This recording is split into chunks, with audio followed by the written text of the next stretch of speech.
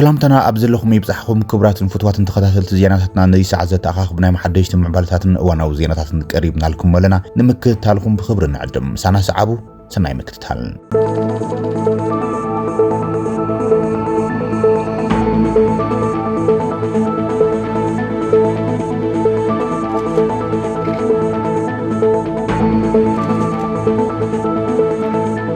حلافي بيرو ترانسبورت تግራይ አቶ ታደለ መንግስቱ አብ ትሕቲ ቀይዲው ከም ዝወዓለ ተሰሚዖም ብሕታዊ አባል ካቢኔ ጊዜያዊ ምምሕዳር ትግራይ ተቃዋሚ ውድ ባይቶና ኮይነ ሓላፊ ቢሮ ትራንስፖርት ትግራይ ኮይነ ሰርሕ ዝነበረም አቶ መንግስቱ ታደለም ሰበስልጣናት ጉጅለ ህወሓት ንብረት መንግስቲ ብዚያ አግባብ ካብ ምጥቃም ክቁጠብን ንብረት መንግስቲ ከረክቡን ደብዳቤ ትእዛዝ ጸሓፈዮም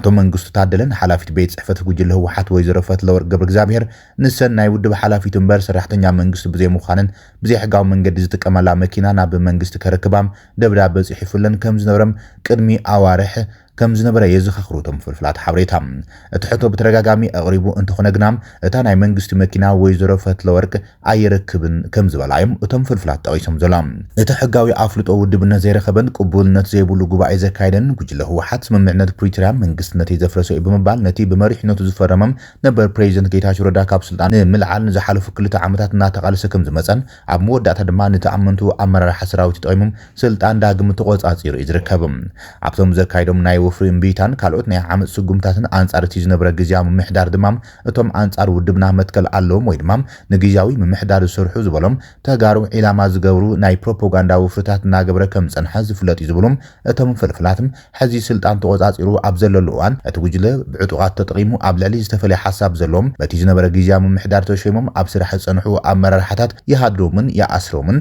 ويدما عدم لغيهم نخوصو يفرارح من كم زلوا قريش ملام عندوش بريزنت جزيا ممحدار زخون الجنرال تادس وردون ناي بيت عفتو حتى لو خزفص منبر ناس عن كل تجراوي زغلغل نجيجا ممحدار ايكونن زلو زبلوم نزا حبريتا زل اخو فلفلاتم ناي زمر ايادما ابتي زحلفسوم زطايشو حدوش كابيني ملو بملوم ناي حغاوي افلطو دبن زيبولن سلطان نعايو زملكت زبلن ጉጅለ ህወሓት ዝተላአኹ ምግባር ድማዩ በትሬ ነቐፈይታታት ዝቀርብሉ ዘሎም አቶ ታደለ መንግስቱ ድማ አካለቲም ካብ ናቱ አተሐስባ ወጻይ ዘለው ተጋሩ ኢላማ ናይ ምግባር ሓደገኛ ምንቅስቃስ ምዃኑን ብሕታዊ ካብ ህወሓት ወጻይም ኣብቲ ካቢኔ ዝተኻተተ መሪሕነት እዮም ወገን ትግራይ ሆራይዘን ካብ ኣመራርሓ ውድብ ባይቶና ዝረኸብናይ ሓበሬታ ከም ዘመላኽቶ አቶ ታደለ መንግስቱም ተኣሲሩ ከም ዝተወሰደ ኣረጋጊጽና ኣለና ምክትል ኣቦ ወንበር ባይቶና አቶ የሴፍ በርሀውን ሎም መዓልቲ ንሚድያታት ኣብ መቐለ ነቲ ማእሰርቲ ኣረጋጊጾሎም ሓድሽ ግዚያዊ ምምሕዳር ትግራይ ጀነራል ታደሰ ወረደ ዘጣየሾ ካቢኔም እቲ ብኣቶ ጌታቸው ረዳ ዝምራሕ ጉጅለ ህወሓትን ውድብ ሳልሳይ ወያነ ትግራይን ብትሪ ተቃይሞም እዮም ዘሎም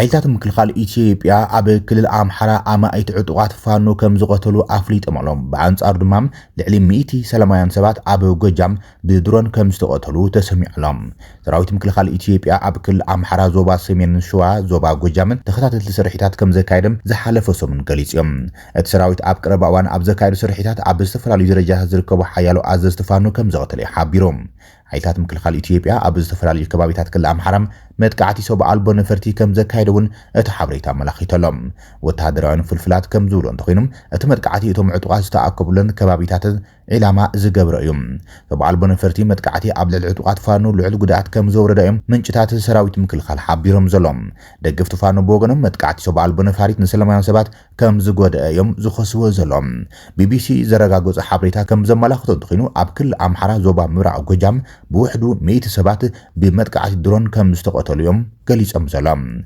عبزوبا وردا إنارجي أنواغا عب تركب هوريت استبهال نيشتو قطر كتما حصر بيت مرتن غزان مهنات سراح لمعات وصيام زنبرو سلاميان سبات باتي متقعت درون كمستقوت اليوم قليسام انتخونت متقعتي عب تخبابي تأكبهم زنبرو عطوقات فان نمبر نوصحات نبرتي ايكونن بمباليوم من محدار تخبابي قليس أمزلو يبل BBC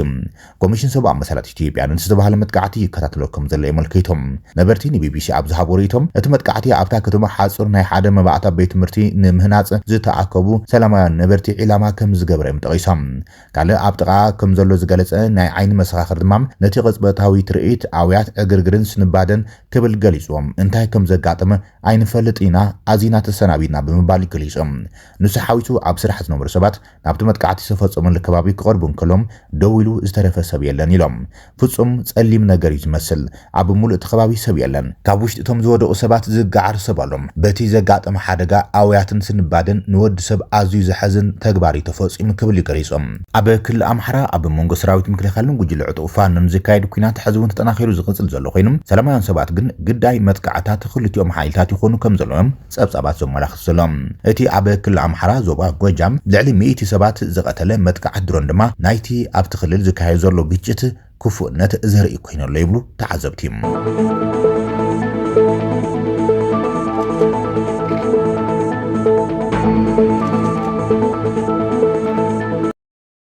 ፌደራላዊ ዳኛ ኣሜሪካ ነቲ ምምሕዳር ትራምፕ ኣብ ልዕሊ ድምፂ ኣሜሪካ ዘሕለፉ እገዳ ኣልዒልዎም ምምሕዳር ዶናልድ ትራምፕ ንድምፂ ኣሜሪካን ተዛመድቲ ኣገልግሎት ዜናን ንምፍራስ ዝወሰዶ ስጉምቲም ዘይሕጋዊ ምዃኑ ብሰሉስ ፌደራላዊ ዳኛ ብምውሳኖም እተን ብመንግስቲ ዝምወላ ማዕኸናት ዜናም ዳግም ስርሕን ክቕፅላ ኣዝዩ ዳኛ ሮይስ ላምበርት ንኤጀንሲ ኣህጉራዊ መራኸቢ ብዙሓን ሕብራት መንግስታት ኣሜሪካ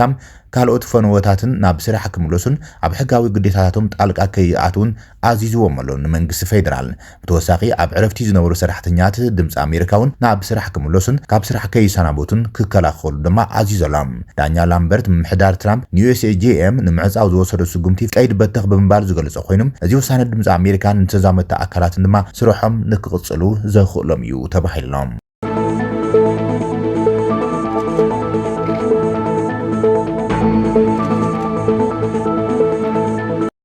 ኣብ ሃገረ ቡርኪና ፋሶ አንጻር አዘራራቢ ፕሬዚደንት ተሃገር ትራውሬ ዝተኣልመ ዓቢ ውዲት ዕልዋ መንግስቲ ከም ዝፈሸለ ተገሊጸሎም ወታደራዊ መንግስቲ ቡርኪና ፋሶ ንመራሒዮም ካፒታን ኢብራሂም ትራውሬ ንሙዳቕ ዝተገብረም ዓቢ ውዲት ከም ዘፍሸለ ፍሊጦሎም ፈጸምቲ ውዲት ድማ ንጎረቤት ሃገር አይቮሪ ኮስት መበገሲኦም ዝገብሩ ምዃኖም ይገሊጾም ሚኒስትር ጸጥታ መሐመድ ሳናም እቲ ፈተነ ዕልዋ መንግስቲ ምስ መራሕቲ ግብረ ሽበራውያን ብዝሰርሑ ናይ ሕጅን ቅደምን ወታደራት ከም ዝተመርሒ ተዛሪቦም እቲ ውጥን ዝሓለፈ ሰሙን ኣብ ቤተ መንግስቲ ፕሬዚደንት መጥቃዕቲ ምፍጻም ከም ዝነበሩ ወሲኽ ገሊጸሎም ዕላማ ናይቲ ውጥን ከዓም ኣብቲ ሃገር ፍጹም ህውከትን ንምውላዕ ከምኡውን ነቲ ሃገር ኣብ ትሕቲ ቁፅሪ ዓለምለኻውያን ኣካላት ንምእታው منبارو سانا ኣብ መንግስታዊ ቴሌቪዥን ብምቕራብ ኣፍሊጦሎም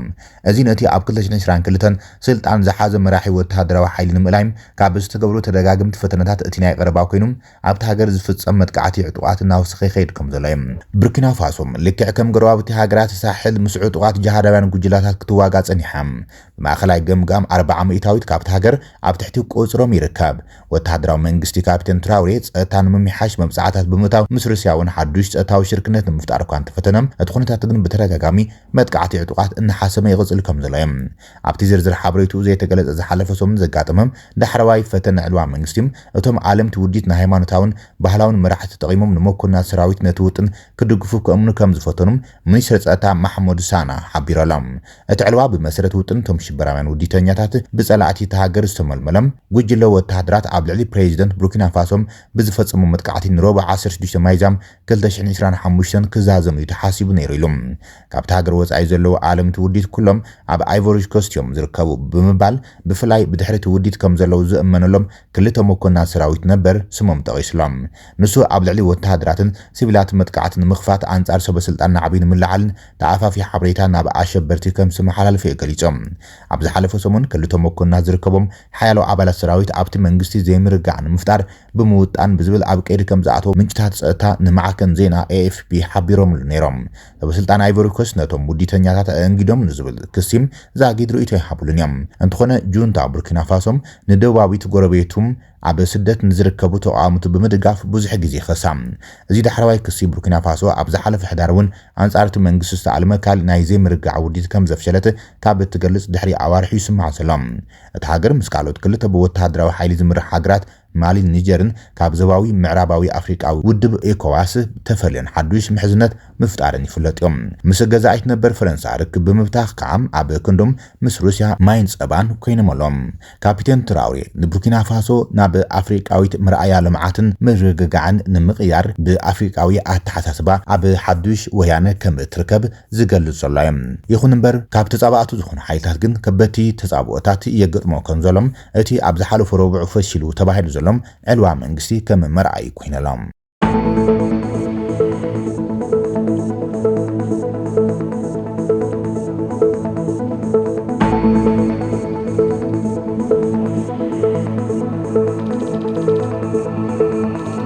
ዝخبركم تخታተልቲ ዜናታትና ነዚ ሰዓት ዝተኣኻኽብናዮም ሓደሽቲ ምዕባለታትን እዋናዊ ዜናታትን ዛዚምና ንሰናይ ምክትታልኩም ንመስግን ሰላም